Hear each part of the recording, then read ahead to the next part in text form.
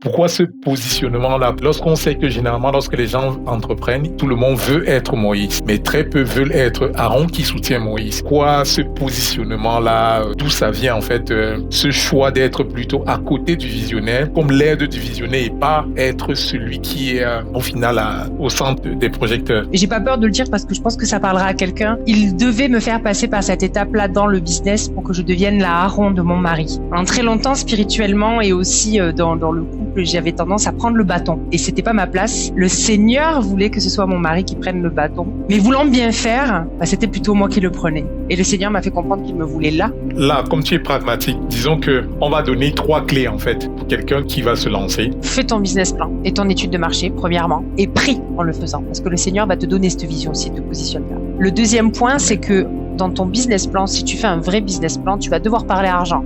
Tu vas commencer à, même dans l'église, il ne faut pas avoir peur de dire que maintenant c'est ton activité que tu factures. Le dernier, il ne s'agit pas de toi. Il s'agit de Dieu.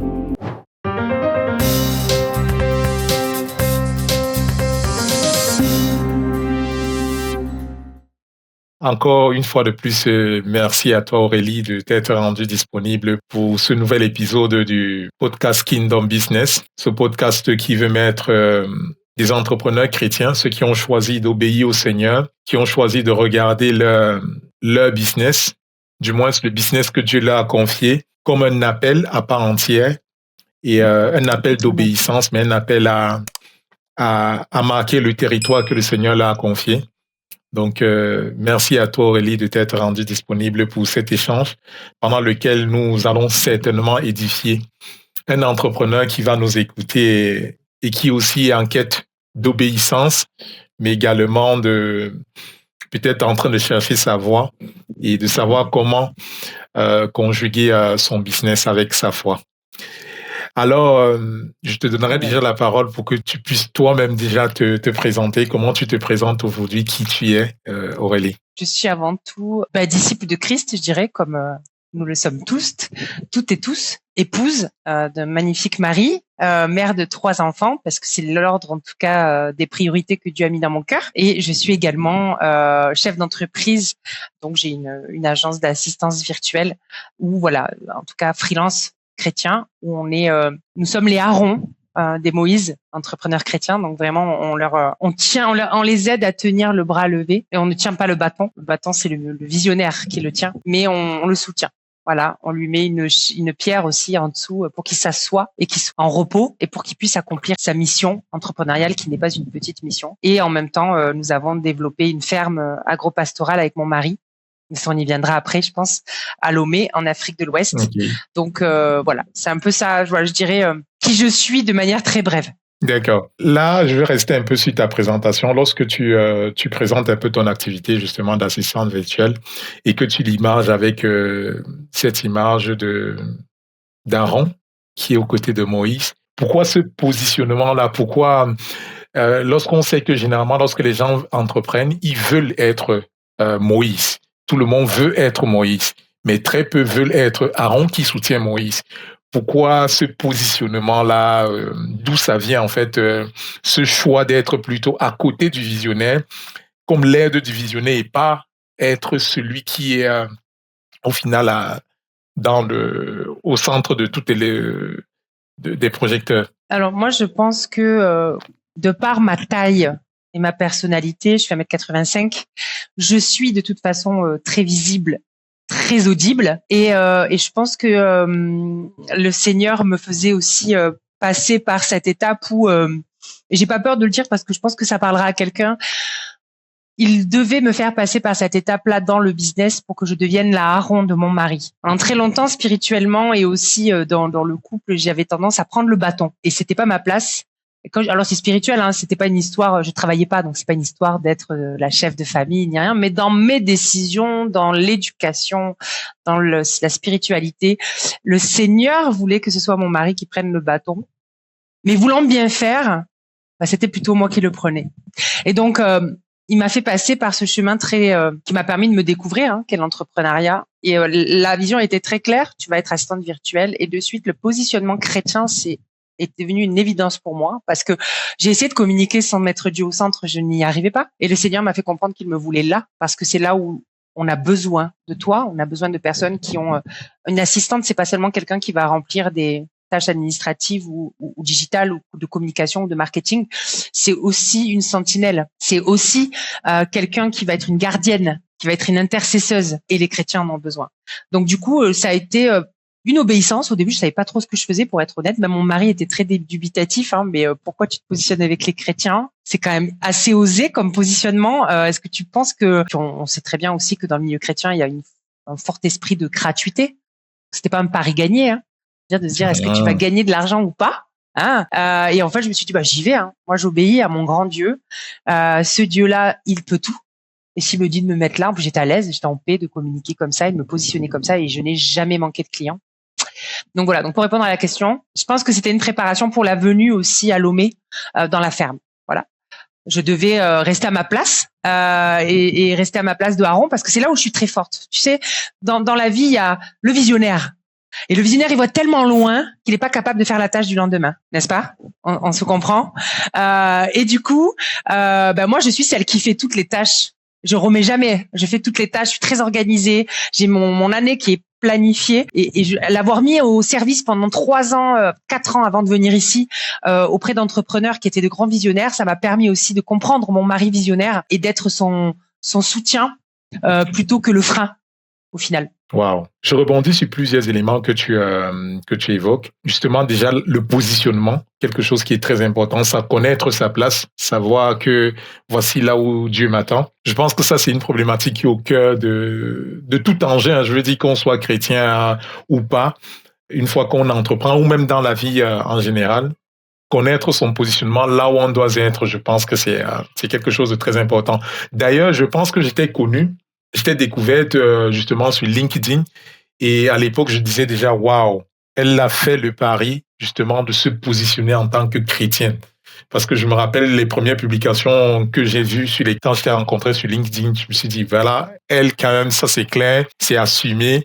Je travaille, je suis assistant d'éducation chrétienne et tout. Je te dis, waouh. Et tout pareil, peut-être comme ton mari, je me disais, ce positionnement-là, est-ce qu'elle va pouvoir s'en sortir? Parce que justement, il y a toujours ce background-là où on sait qu'avec une clientèle chrétienne et même travailler avec les chrétiens, c'est pas toujours évident, mais je pense que ça a peut-être été vrai, mais peut-être ce n'est plus le cas maintenant, ou peut-être les mentalités sont en train de changer. En tout cas, super pour cette introduction. Mais d'ailleurs, quand tu dis, c'était quoi ton background justement avant de t'expatrier? Parce que tu as dit que tu travaillais déjà auprès des entrepreneurs. C'était quoi ta vie professionnelle avant qu'on ne parle de ton expatriation et justement de cette agence de... Alors, pendant 10 ans, j'ai été un petit peu l'assistante administrative de mon mari dans son activité de placo. Donc, c'est le second œuvre dans le bâtiment, plâtrier. J'étais mère au foyer, je faisais l'école à la maison, puis j'étais enseignante dans une école chrétienne. Donc, j'ai eu tout un passage où j'ai pas eu une vie professionnelle hyper exaltante, parce que je pense que le Seigneur m'avait mis à part pour aussi que je puisse me rencontrer. J'ai rencontré le Seigneur à 25 ans. Quand j'ai eu ma première fille, donc tardivement, je suis pas du tout issue d'une famille chrétienne. C'est une fois que j'ai choisi et qui m'a choisi. C'est comment ça se passe. Mais du coup, forcément, il y avait beaucoup de choses à guérir, beaucoup de choses à réaligner, beaucoup de choses à croire aussi, parce que quand on vient pas d'un milieu chrétien, il y a des choses qui paraissent évidentes. Et mes filles sont éduquées dedans, donc pour elles c'est évident, mais pour moi ça l'était pas forcément. Et donc j'ai vécu ces années-là sans activité professionnelle, et je me suis concentrée sur mes enfants, sur la foi, une relation vraiment personnelle avec le Seigneur. Moi, j'avais pas du tout envie qu'on me dise quoi penser ou quoi dire à Dieu. Il fallait que je l'entende, il fallait que je lui parle moi comme je voulais, et c'est ce qui s'est développé pendant plusieurs années. Je me rappelle de mes premiers carnets de prière, c'était les Lamentations 2. C'était un grand nettoyage, c'était dur, très dur. Donc c'est important de le dire, parce que avant toute saison d'accélération, on cherche toujours cette saison d'accélération, n'est-ce pas? Avant cette saison-là, il y a une saison de dépouillement. Est-ce que tu es prête à la vivre? C'est ça la question. Parce que l'accélération, elle vient forcément après quand tu es plus léger, tu vois. Il faut accepter d'être plus léger. Okay. Et parfois, j'ai remarqué que ceux qui sont chrétiens depuis plus longtemps, parfois, ils se rendent même pas compte qu'ils sont lourds. Eh oui. Même le chrétien qui est né dans une famille chrétienne a peut-être des pratiques qui ne sont pas celles que Dieu veut.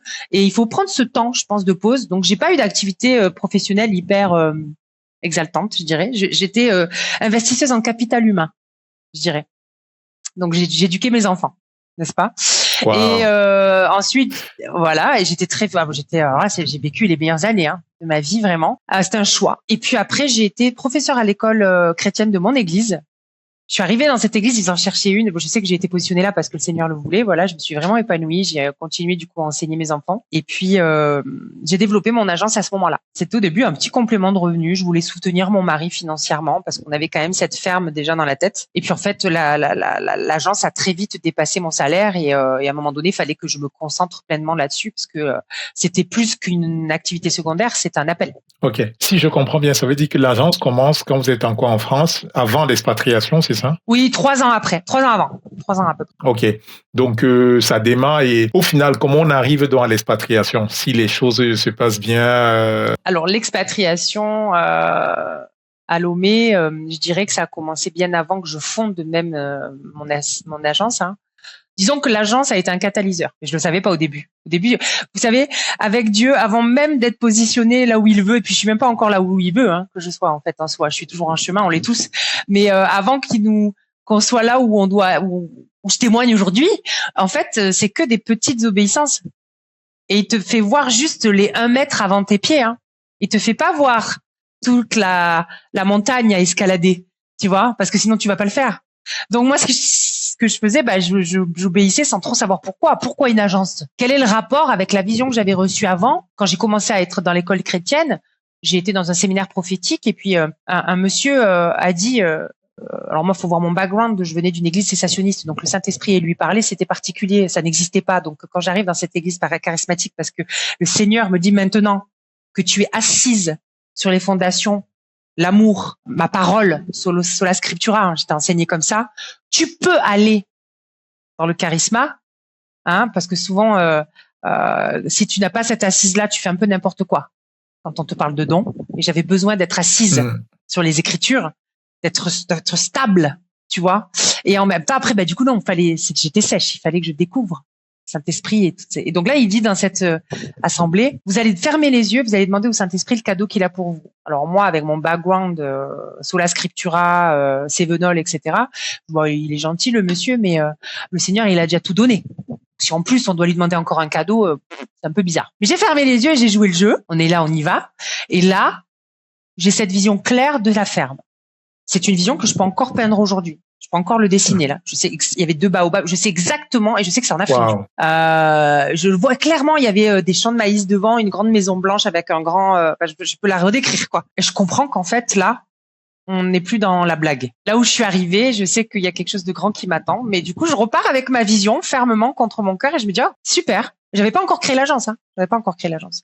Je me dis super. Je vais finir en Afrique et j'aurai une grande ferme et c'est génial parce que c'est ce que c'est bien, il voit que j'aime la terre et il va se servir de ça, alléluia, et je garde ça contre mon cœur. Et je la peins, et je note, et je prie dessus. Ça a duré 5 ans avant de s'expatrier. J'aurais pu abandonner, tu vois. Et 2 ans après cette vision, du coup, je lance mon activité, tu vois, d'assistance. Et là, je me pose la question, je dis, Seigneur, moi, tu m'as dit que j'allais dans une ferme. Quelle est finalement la relation avec une agence d'assistance virtuelle? Je comprends pas. Et puis là, on a un Dieu qui est plein d'humour. Il m'a juste dit, fais-moi confiance. Voilà, fais-moi confiance. Donc du coup, on cherche pas plus. Il va pas nous dire plus, donc j'ai fait confiance et j'ai obéi. Ça a très vite fonctionné. Et après, petit à petit, je me suis dit, ah ouais, en fait, là, si je continue comme ça, je peux être libre géographiquement. Oh. Forcément, il y a une corrélation. Parce qu'expatriation, faut gagner de l'argent quand même. Et quand on lance 100 hectares, là, on n'a acheté que 30, mais je peux vous dire que le financement est énorme. Voilà, donc le Seigneur permet que je prospère aussi dans mon entreprise et dans mes activités pour financer ce projet. Mon niveau de vie n'a pas changé, clairement, pas du tout. Voilà, c'est une réalité. Et donc du coup, voilà, si tu veux dans l'ordre, j'ai eu la vision. Je savais pas quand ça allait arriver. Après, j'ai créé l'agence, je comprenais pas trop pourquoi. Et en faisant, tu sais, c'est en posant des actions que la vision se clarifie. Aujourd'hui, beaucoup trop de personnes ont des visions. Oui, j'ai la vision. Ouais, mais elle est encore un petit peu floue, ta vision. Comment tu vas faire? Quand j'ai eu la vision de la ferme, il était inenvisageable pour moi de partir. Je savais même pas que c'était au Togo. C'était en Afrique pour moi. Donc, au final, si j'avais pas commencé après à obéir à Dieu dans un deuxième temps et faire l'agence, je n'aurais pas pu concrétiser cette vision. Parce qu'il faut bien une sécurité financière pour partir à un moment donné. faut un revenu. Mais tu vois, toi, quand je vois ton parcours, je trouve que par rapport à plusieurs entrepreneurs que moi j'ai connus ou qui sont autour de moi, tu es déjà très au même, justement, sur j'écoute Dieu et je veux obéir. Moi, j'ai plutôt, de ceux que j'ai rencontrés, j'ai plutôt vu différemment, c'est-à-dire que ceux qui ne veulent pas forcément écouter Dieu parce que ils se disent que peut-être Dieu ne pourra pas leur parler dans ce sens des affaires, donc ils ne sont pas très au clair par rapport à ce que Dieu peut, au fait que Dieu puisse parler dans le domaine des affaires. Il y a cette catégorie-là. Il y a d'autres qui se disent, Seigneur, si tu ne m'arrêtes pas, je fonce. Donc, ils ont qu'une idée. Ils se disent, si j'ai forcément cette idée, ça vient de Dieu. Donc, je trouve dans ta démarche quelque chose de déjà quand même assez particulier parce que ça part quand même comment dire, d'une parole que Dieu a mis sur ton cœur et que tu peux identifier comme venant de Dieu, ce qui n'est pas souvent le cas. Pour quelqu'un peut-être qui ne sait pas, qui n'a pas appris à comprendre comment Dieu lui parle, qu'est-ce que tu lui dirais finalement? Et qui a peut-être toujours avancé par son intuition, a toujours peut-être avancé par, OK, si c'est que c'est possible, ça veut dire que Dieu l'a voulu. Qu'est-ce que tu dirais à une telle personne? Moi, je dirais qu'avant toute chose, Dieu ne va pas forcément venir au bout de ton lit.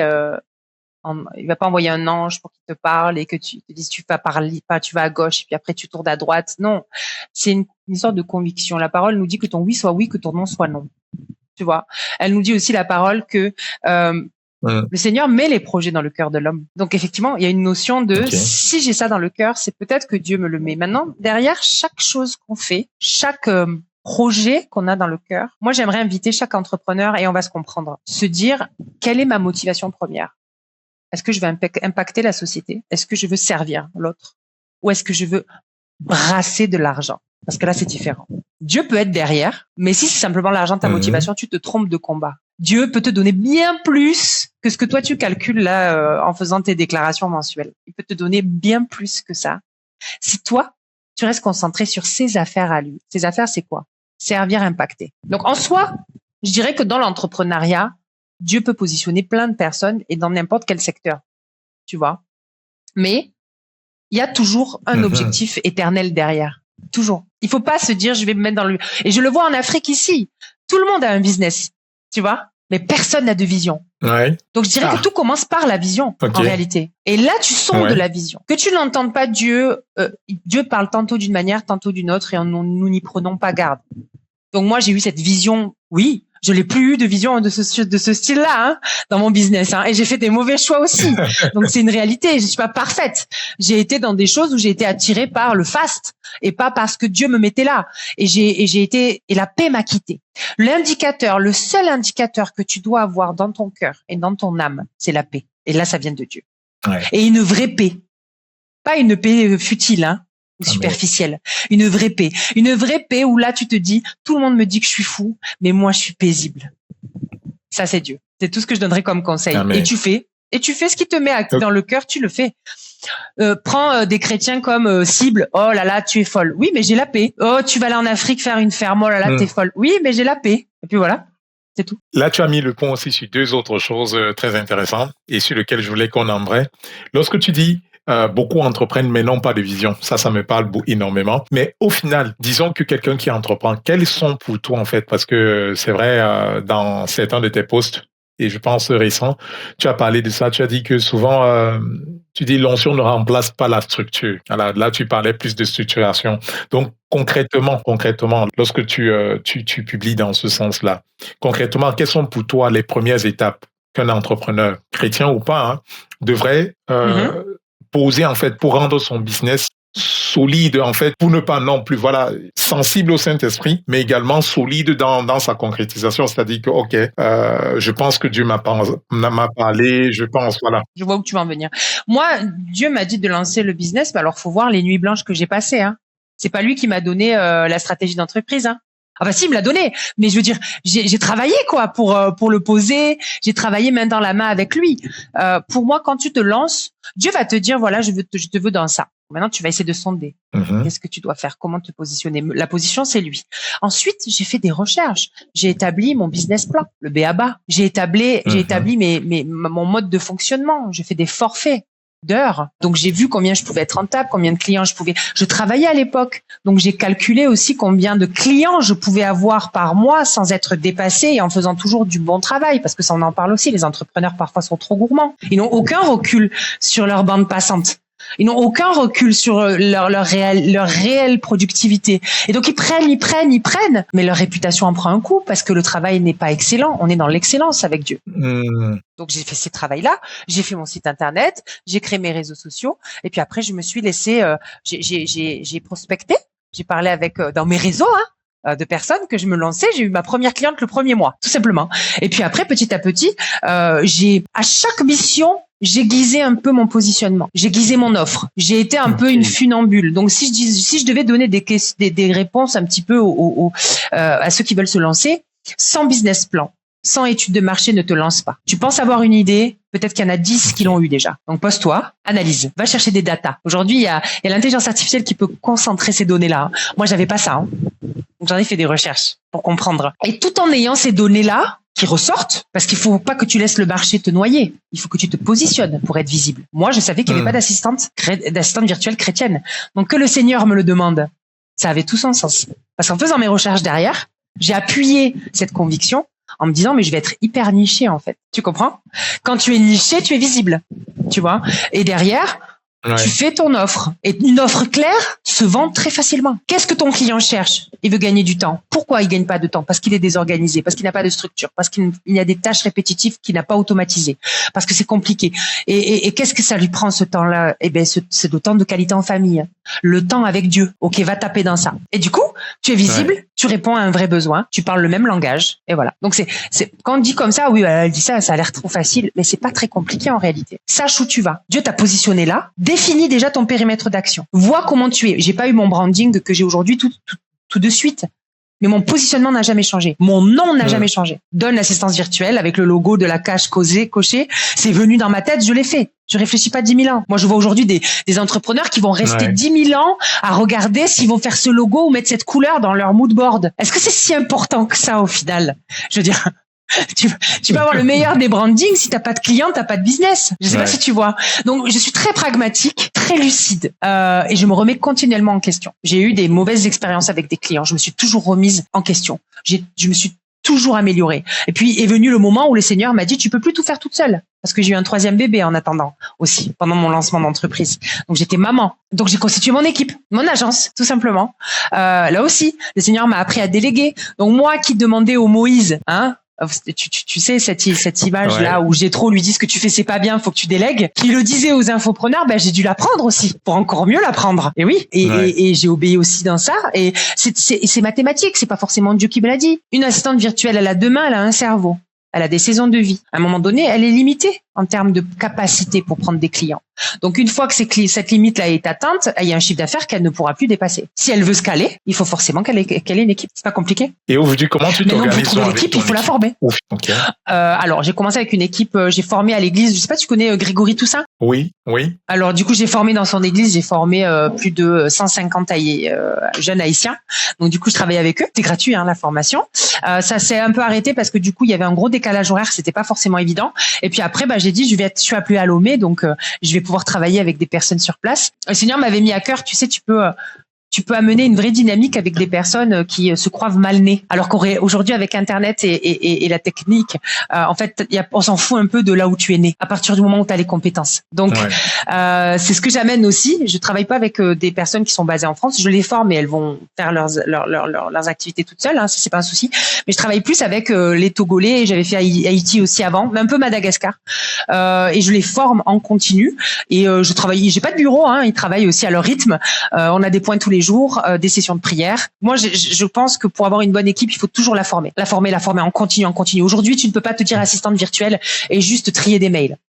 Si tu ne te formes pas sur l'automatisation, à l'heure où on a des agences IA, si tu ne te formes pas non plus sur les automatisations, si tu ne te formes pas non plus sur tout ce qui est marketing, mais marketing poussé, où tu vas faire de l'acquisition puis après la conversion. Donc du coup, je me suis formée en closing aussi, parce que mes clients, c'est bien qu'ils aient des clients, des prospects, mais il faut qu'ils les convertissent derrière. Donc si tu veux, c'est un peu une logique de se dire, le monde va vite. Ton équipe doit être à la page, toi tu dois l'être aussi. Donc on va continuellement se former. Et c'est comme ça. Et on va continuellement apprendre. Et c'est comme ça que du coup, j'ai pu ne jamais me faire dépasser par le marché. Mais mes services du début ne sont plus les mêmes, effectivement. Ouais. Justement, si je rebondis sur le closing, parce que c'est une activité qui est venue après, je pense, parce que quand je suis tes publications, le closing est venu déjà. Après. OK. Donc, closing. Quand on parle du closing, définis-nous déjà le closing pour ceux qui ne sauraient pas c'est quoi le closing et le positionnement d'un closing chrétien. Comment vendre sans manipuler finalement? Si tu peux répondre aux deux en même temps. Déjà, tu expliques c'est quoi le closing et la dimension chrétienne dans le closing. Oui. Le closing, c'est par exemple ce que vous appelez communément appel découverte. Sauf que là, le closing, normalement, on a des leads chauds. C'est-à-dire, c'est des personnes qui vont réserver au travers une pub, elles vont remplir un formulaire et elles vont réserver un appel avec l'infopreneur qu'elles suivent. Cet infopreneur-là délègue ça à des closers, c'est-à-dire c'est moi ou mon mari, il est aussi dedans, et va pouvoir accompagner pendant l'appel à la transformation si nécessaire. C'est-à-dire qu'il y a des personnes qui ne sont pas faites non plus pour être accompagnées par cet infopreneur. Il faut savoir dire non. C'est pas la vente à tout prix. En fait, un closer n'est pas là que pour vendre. Il est là pour un petit peu pousser. On est en haut de la falaise. T'as besoin, t'es prêt. Mais du coup, t'as besoin de quelqu'un qui te fait juste pour que t'y ailles. C'est ça le closing pour moi. C'est-à-dire que tu clôtures une vente. Tu vends le programme, effectivement. Mais avant ça, t'as 45 minutes d'échange avec les personnes où tu vas pouvoir sonder leurs besoins réels, mettre en avant leurs douleurs, comprendre si finalement ils ont le profil pour vraiment être dans la bonne saison de transformation. Et si c'est pas le cas, faut le dire non. Donc pour moi le closing au début j'avais des gros a priori dessus, je me disais ouais c'est de la manipulation, je peux pas. Et puis j'étais avec des infopreneurs qui prenaient ces modèles-là et j'avais des closers. Et en fait je me suis dit mais en fait c'est intéressant quand même. Moi j'aime ce qui me manquait un peu dans l'agence, c'est de parler. J'aime parler, j'aime échanger, j'aime bénir. Et du coup, tu peux bénir sans mettre. Voilà, tu n'es pas obligé de bénir en mettant des coups de verset, quoi. Je veux dire, t'es pas obligé d'évangéliser à tout va. Tu peux bénir aussi de manière subtile, en mettant Dieu au centre, mais dans ton cœur. Donc ça se sent aussi quand tu partages. Et je me suis dit, moi, je veux mener à la transformation. Je le fais déjà avec mes clients. Alors Seigneur, je veux voir ce que c'est que le closing. Donc moi, dans le closing, j'ai un autre compte et je suis pas du tout ciblée chrétienne, pas du tout. J'ai travaillé avec des gros noms de l'infoprenariat. Pourquoi ? Parce que c'était extrêmement important pour Dieu. Parce qu'après, j'allais aussi devenir bientôt une agence de closing chrétienne. C'est le but. D'accord. Parce que je forme déjà des closeuses et j'ai 2 pôles sur lesquels je vais mettre des closeuses et des setteuses. Donc ça y est, c'est parti. Mais avant, le Seigneur m'a mis de l'autre côté pendant 1 an et demi pour que je vois ce qu'il faut surtout pas faire. C'est ça. Ouais. Et comment tu peux amener ce système. Parce qu'attention, faut pas cracher sur tout ce qu'il y a dans le monde. Je veux dire, c'est le Seigneur, il nous demande d'être rusé aussi. Donc c'est-à-dire qu'il faut qu'on voit ce qui fonctionne. Mais il faut toujours il faut changer l'atmosphère. D'accord ? On est un thermostat, on n'est pas un thermomètre. Donc même dans le closing, quand je closais pas que pour des chrétiens et je closais pour des non-chrétiens, j'ai toujours gardé mon éthique. Dès qu'il y avait quelque chose où on me demandait de mentir, je partais. Ouais. Et en faisant ça, je sais que j'ai impacté aussi, parce que j'ai toujours eu une manière de closer éthique et intègre. Et ils le voyaient puisque les calls sont enregistrés, tu vois. Donc ils ont compris qu'en fait peut-être que voilà. Et donc du coup moi maintenant je vais pouvoir l'amener pour mes clientes de manière plus accessible aussi, parce que c'est les agences de closer c'est très très cher. Donc moi je vais l'amener à un autre niveau. D'abord on commence doucement, c'est assez novateur. Les chrétiens n'ont pas vraiment ce genre de système là. Et mon but c'est pas seulement de prendre. Au début, c'était bien. Je te fais gagner du temps parce que je te fais 3 posts par semaine. Aujourd'hui, j'ai évolué. Je vois que l'organique c'est assez difficile quand tu commences. Donc, il faut aussi amener les méta ads, un peu de pub. Et puis après cette pub, il faut amener aussi une acquisition solide. Mais cette acquisition, faut la traiter puis il faut convertir. Donc en fait, le Seigneur m'a mis dans le closing pour après être encore plus complète dans mon agence. Pour résumer. Mais je me régale dans le closing. Ouais. Je me régale. Ça se voit. Ça se voit.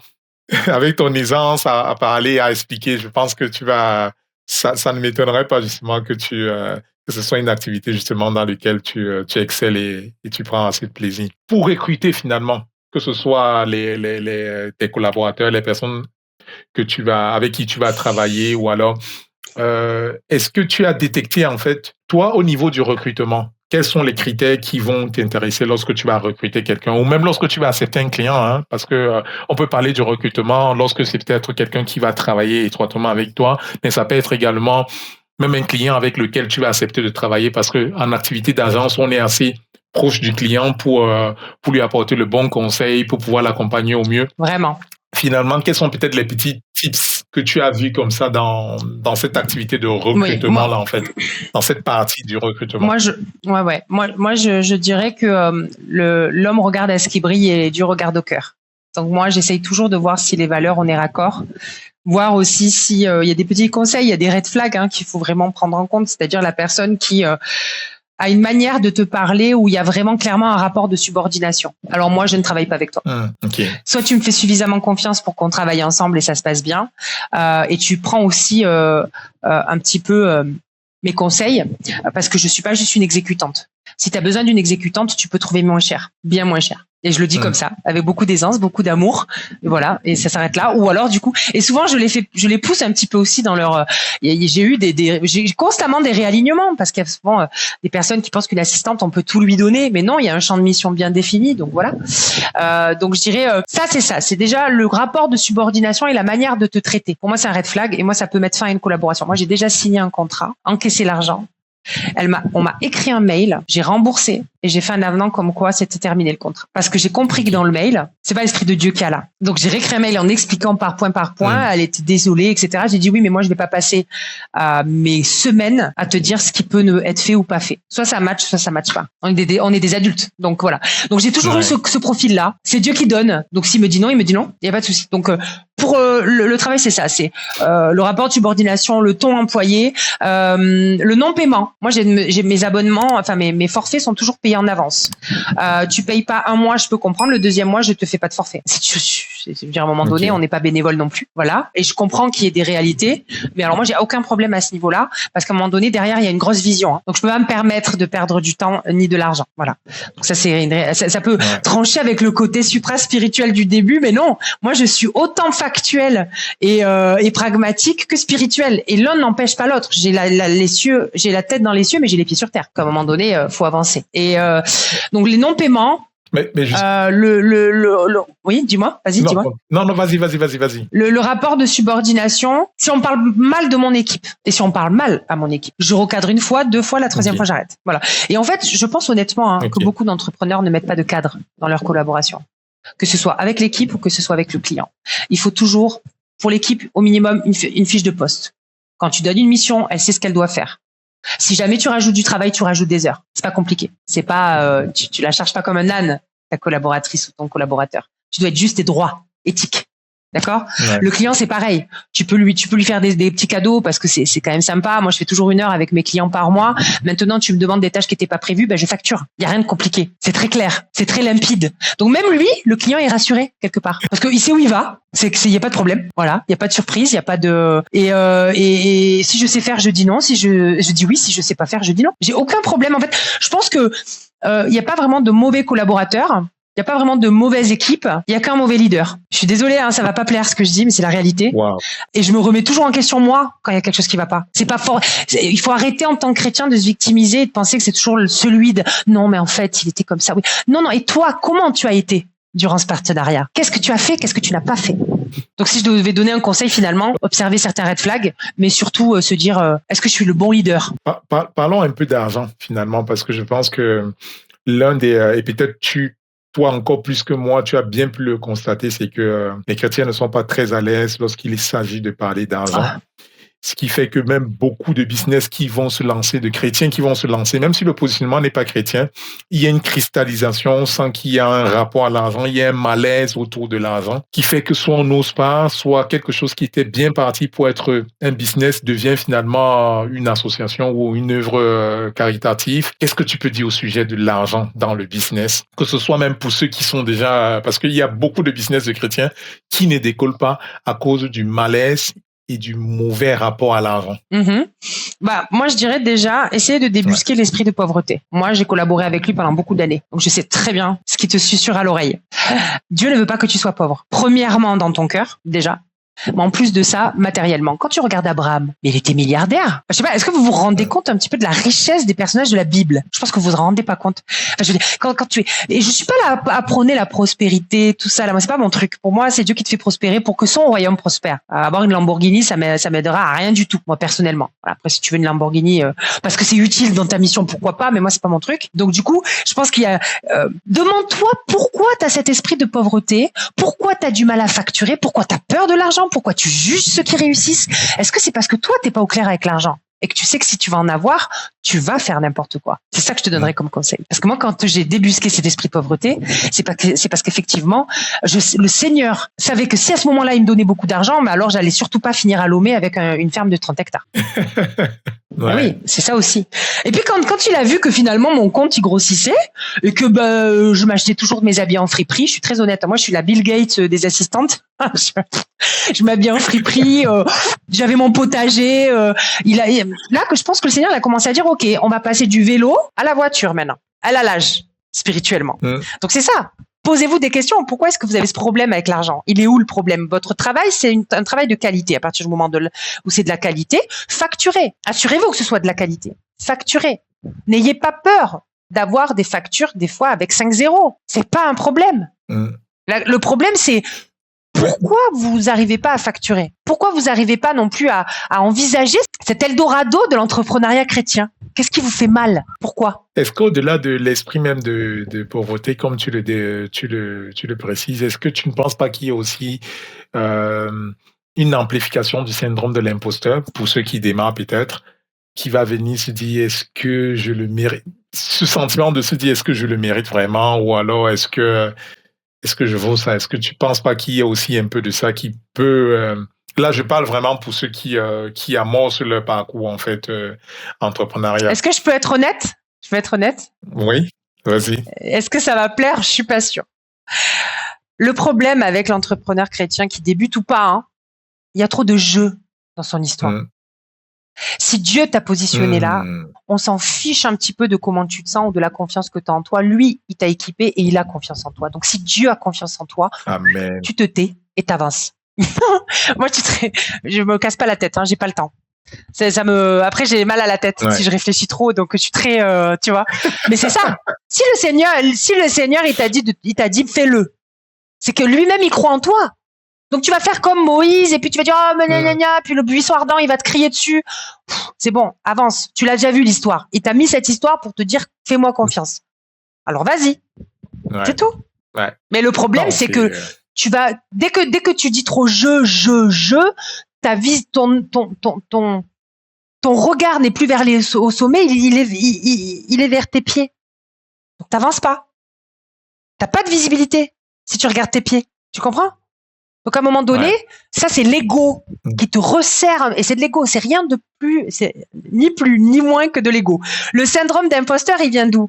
Parce que tu as peur de l'échec. Tu en auras des échecs. Transforme ça en apprentissage, et puis tout ira mieux. Et puis au pire des cas, t'as un échec. Je sais pas, mais moi personnellement, ce que les personnes pensent, ça colle pas à la peau. Moi, ça me change absolument rien à ma vie. À partir du moment où Dieu a toujours confiance en moi, il me relève, mais il n'y a rien autour qui peut me déstabiliser, mais absolument rien. Rien du tout. Ok.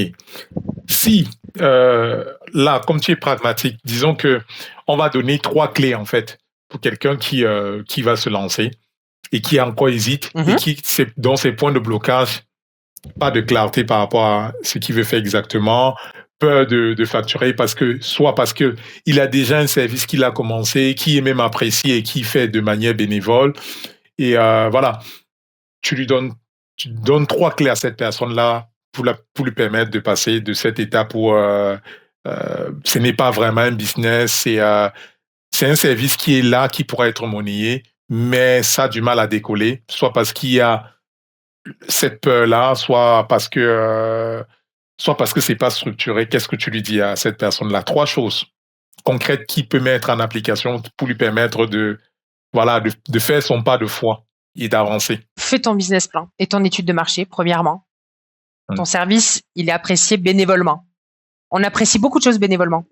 Donc, fais ton étude de marché, fais ton business plan. Premier point, tu y verras plus clair. Et prie en le faisant, parce que le Seigneur va te donner cette vision s'il te positionne là. Le deuxième point, c'est que dans ton business plan, si tu fais un vrai business plan, tu vas devoir parler argent.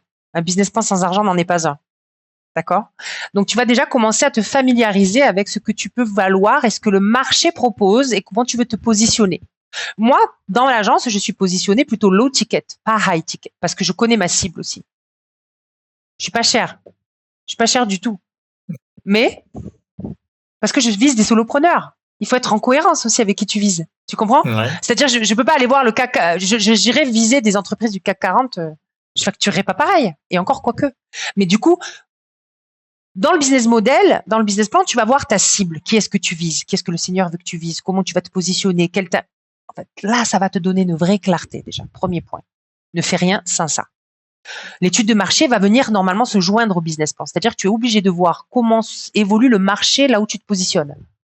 Si c'est être monteur vidéo, tu dois voir comment ce marché fonctionne dans ta géolocalisation. Et au niveau international aussi. D'accord? Premier point. Le deuxième point, Ouais. moi, ce que je donnerais comme expérience, c'est que là où tu as commencé le bénévolat, du coup, tu le fais, il n'y a pas de souci. Mais souvent, le bénévolat chrétien devient très énergivore et prend même plus de temps qu'un emploi, parfois. Donc, à ce moment-là, tu vas commencer à, même dans l'église, il ne faut pas avoir peur de dire que maintenant, c'est ton activité que tu factures. Il ne faut pas avoir peur. Parce qu'il va falloir secouer les codes. Ah oui, mais tu le faisais tout. Non, mais il n'y a pas de souci, je comprends. Oui, je le faisais, mais aujourd'hui, c'est mon activité.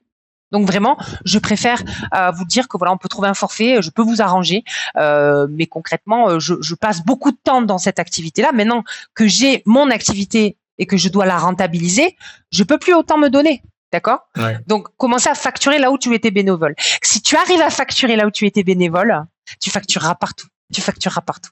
Ouais. Fais-toi ce challenge-là. C'est le conseil que je te donne. Et puis après, le dernier, il ne s'agit pas de toi. Il s'agit de Dieu dans cette histoire. Donc, décentralise-toi un petit peu. C'est pas toi, c'est pas ton image, c'est Dieu. Voilà, Dieu, lui seul. Ça va te donner une simplicité, ça va te donner une aisance, parce qu'au final, il est devant toi, il est derrière toi, il ferme ta marche, il est autour de toi, c'est lui, il s'agit de lui, c'est lui qui t'a positionné.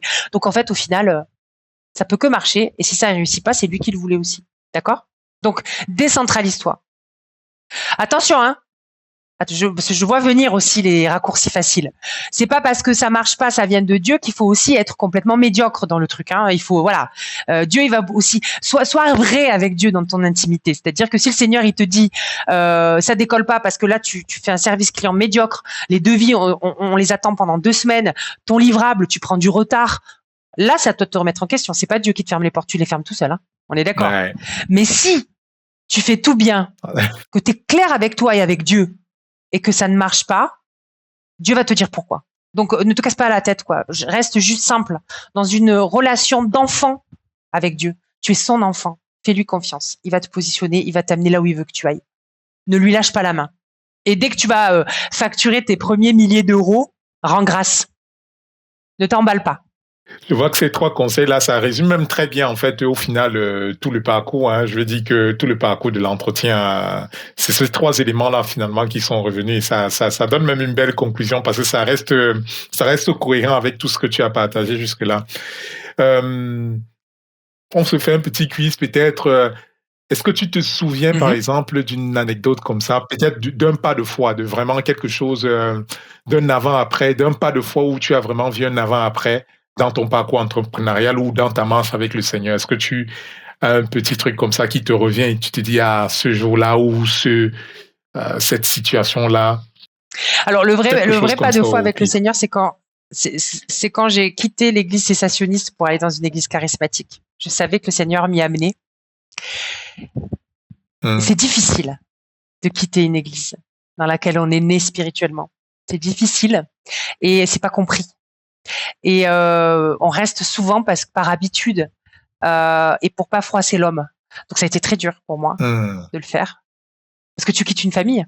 Dans certaines églises qui ne comprennent pas que tu partes, tu n'as plus de contact avec elles. C'est triste et c'est malheureux d'ailleurs parce qu'on est une famille. Peu importe la dénomination, je veux dire, au paradis, il n'y aura pas les pentecôtistes, les catholiques, enfin, je veux dire, il n'y a pas de quartier là-bas, donc voilà.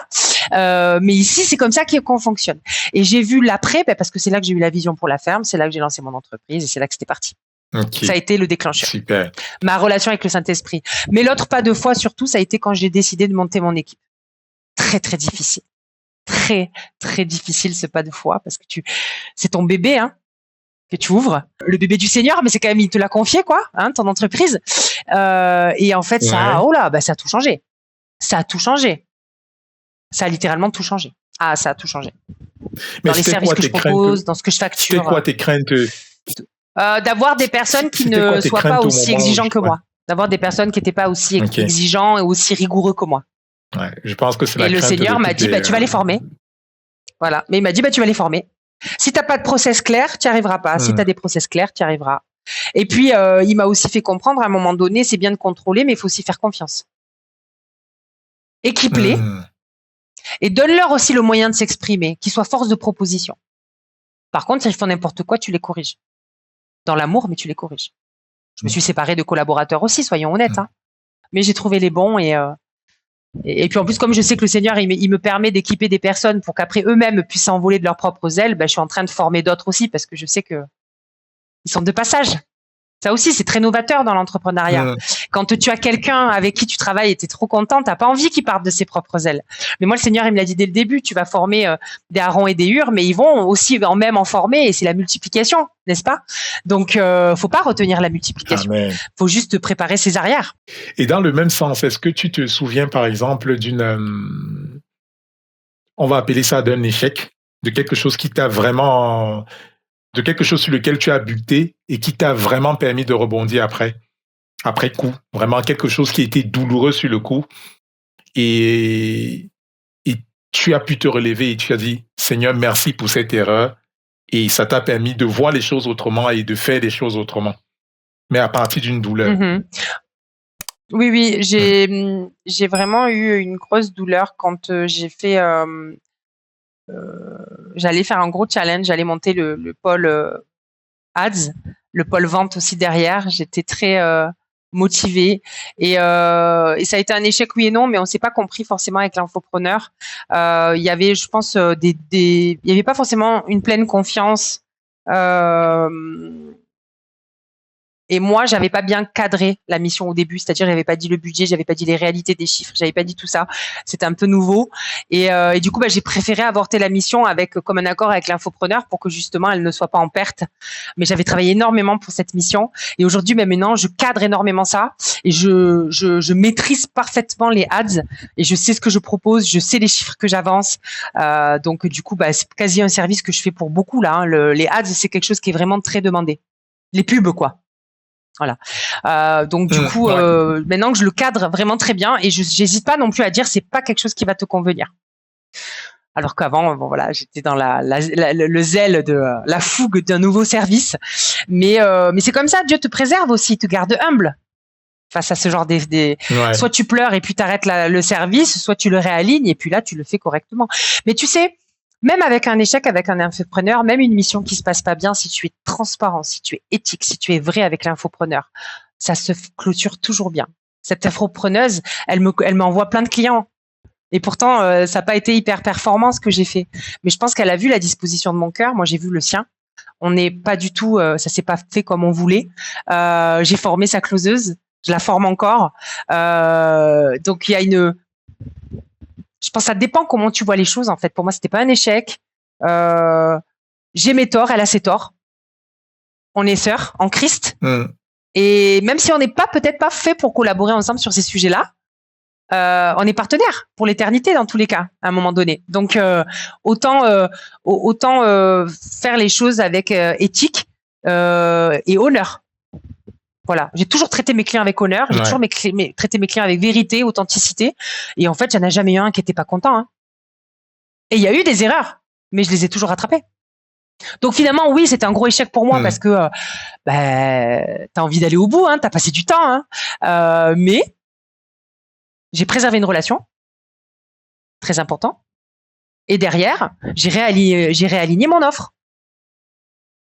Donc aujourd'hui, tout va bien. La relation plus que la transaction. Ça, c'est beau, Ah ça. oui, c'est Et essentiel. Ah peut-être bah oui, bah oui. ouais. Finalement, toi, comment tu te reposes? Comment, je veux dire qu'en tant qu'entrepreneur, dans toutes tes activités, avec la vision que tu as, que tu es en train de faire avec ta vie de famille, ta vie riche, c'est comment tu te reposes? Comment, je veux dire, si c'est, voilà. Alors aujourd'hui, je me repose forcément, bah, ça tu le sais, mais dans la prière. Mais je me repose avec des moments de Hmm, qualité en famille. Chose que j'avais pas en France et que je peux à hmm, Lomé aujourd'hui parce que j'ai 2 aides et j'ai de l'aide, etc. Et c'est une autre vie, c'est une autre vie. On est moins à 100 à l'heure. C'est des qualités de temps que je peux avoir en famille, les temps spirituels en famille, des plaisirs très simples. Moi, je me repose en faisant, hein, c'est quand même paradoxal, mais moi, je supporte pas d'être dans un lit ou assise. Ça, c'est pas du tout ma personnalité, donc je me repose pas comme ça. Je sors, je vais promener mon cheval, je vais sortir mes 3 chiens. Allez, je vais à la plage à côté avec ma dernière. Juste me déconnecter complètement. Et mon téléphone reste à la maison, mon ordinateur est complètement fermé. Et même si c'est une demi-heure, tous les jours, je coupe tout et je suis juste maman. ouais. Ok, ok. En tout cas, je ne sais pas si toi, par contre, Aurélie, tu avais d'autres choses que tu voulais qu'on aborde et que tu trouvais important à dire au sujet de l'entrepreneuriat chrétien, au sujet même du leadership, bref, quelque chose qui peut-être que tu as à cœur de partager et peut-être qu'on n'aurait pas abordé. J'ai juste envie d'encourager quelqu'un qui se voit être ce leader, mais qui a beaucoup de doutes encore. Moi, je te conseillerais de douter du doute. Voilà, tu feras des erreurs. Hmm, Tu es sur le chemin de la sanctification, donc tu n'es pas parfait, hein, que je le sache, parce que personne ne l'est. Donc avance, crois en ce que Dieu a déposé en toi, fais-le mûrir et ensuite multiplie-le, tout simplement. C'est pour moi, ça résume l'entrepreneuriat. Crois au dépôt divin, fais-le mûrir. Donc il y a des fruits, tout le monde en profite. Et après, il y a des graines. Et ces graines-là deviendront des arbres. Voilà. Donc ne reste pas dans une vision étriquée de j'ai mon don, j'ai mon talent, je vais faire un peu d'argent, je vais faire vivre ma famille. Non, élargis. Il y a beaucoup plus que Dieu veut t'ouvrir et n'aie pas peur parce que de toute façon, tu iras step by step. Donc, aie confiance au process. Et ok, je pense que beaucoup de gens ont suivi et seront vraiment curieux de savoir comment dire ton agence, comment on contacte ton agence, comment on travaille avec toi et tout. Est-ce que tu veux dire 2 mots par rapport à ça, comment on te trouve et même si on le mettra Alors, en vous me dessous, trouvez, mais tu peux le oui, dire aussi. tu mettras les liens, ouais. Alors, j'ai mon site internet Hmm. donassistancevirtuelle.fr. Donc ça, vous pouvez me trouver dessus.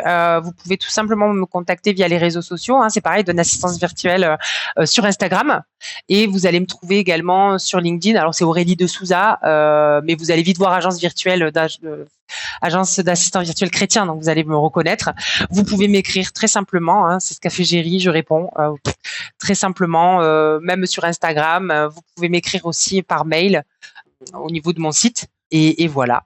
Et voilà, si vous avez des questions, même si vous avez envie peut-être d'avoir des réponses, ou moi j'aime beaucoup partager. Donc si je peux donner des conseils, même comme ça par message, ça ne me dérange absolument pas. En tout cas, merci beaucoup Aurélie, merci pour tout ce que tu as partagé avec nous, pour ce que le Seigneur a mis dans ton cœur pour nous ce jour, pour ce podcast. Moi, particulièrement, j'ai été béni. J'ai été béni parce que dans tout ce que tu as changé, je vois vraiment ce que je retiens finalement de toi et de ta personnalité, très simple, très pragmatique. Je pense que ça résume très bien ce que j'ai découvert de toi. Pas de détour, c'est simple. Donc, ce qui est simple et clair et aussi très pragmatique. C'est-à-dire, à un moment, c'est bien de bavarder, mais à un moment, il faut délivrer. Ça ne m'étonne pas que tu sois assistant virtuel et que tu puisses aider dans l'exécution parce que je vois de la cohérence même dans ta personnalité très simple et droite à l'essentiel, quoi. J'espère que nos Ah ben, internautes auront merci, pu ça me apprécier fait cet plaisir. épisode et en Et tout cas que le merci aussi Seigneur pour nous l'invitation, te Géry. bénisse. C'est un grand plaisir. Merci pour Tout le l'invitation. plaisir est pour moi, Aurélie. Tout le plaisir est pour moi. Amen. Et à tous ceux qui suivront l'épisode, je prie que le Seigneur vous bénisse et vous donne, Amen. peut-être vous qui étiez soit arrêtés parce que vous ne saviez pas par où commencer, qu'au travers de ce qu'Aurélie a partagé avec nous, que vous puissiez trouver cette impulsion de vous mettre au travail et d'avancer avec le peu que le Seigneur vous a révélé. Prenez le pas de foi et avancez. Si c'était plutôt un souci au niveau de la facturation, d'avoir de cette crainte de l'argent, que le Seigneur vous délivre de cet esprit de pauvreté dont on a parlé et de cette crainte en fait de s'affirmer. J'ai envie de vous dire, allez avec, comme le Seigneur a dit à Gédéon, va avec la force que tu as. Et Amen. vraiment, pour ceux qui sont arrivés jusqu'à ce moment du podcast, je ne peux vous dire que allez avec la force que vous avez et faites fructifier ce que le Seigneur a mis en vous et que ça puisse bénir le corps du Christ. Donc, à très bientôt pour un prochain épisode avec un autre invité. Moi, je vous dis à bientôt. Au revoir.